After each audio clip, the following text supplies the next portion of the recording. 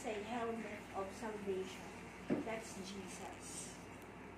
Breastplate of righteousness. That is Jesus to protect us.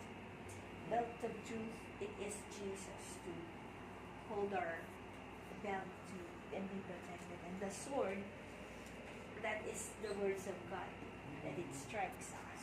And it would sometimes hurt us, pero natututunan, as we have mentioned a while back.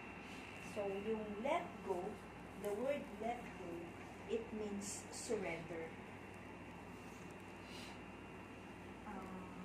It means it is it releases.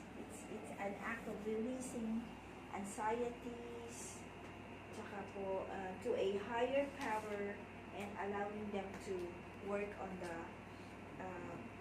sa ating ating pong everyday na encounter. It is also signifies placing sa in spiritual side.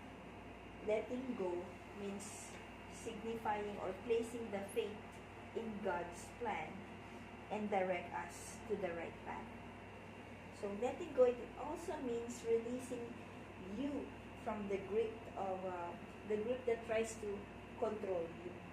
Yung mga wants and sometimes po yung mga natin sa buhay yung nakakapag-control sa love of money, number one po yun. It can control tao. Power. Pag may money ka, may power.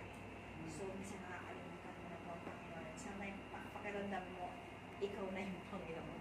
Like, sa mga head, sa mga may position, silang, nagpa-power trip or take control of everybody, not considering anymore how people would feel, mga actions and mga pananalita.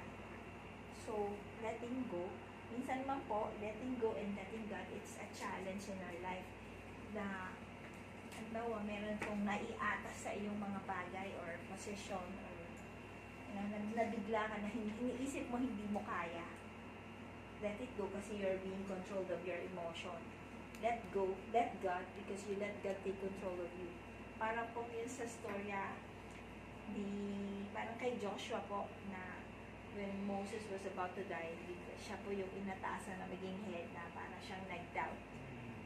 So, for letting go, it is also trusting God's will by letting go. You are actually expressing confidence that God has a plan and will act on your best interests.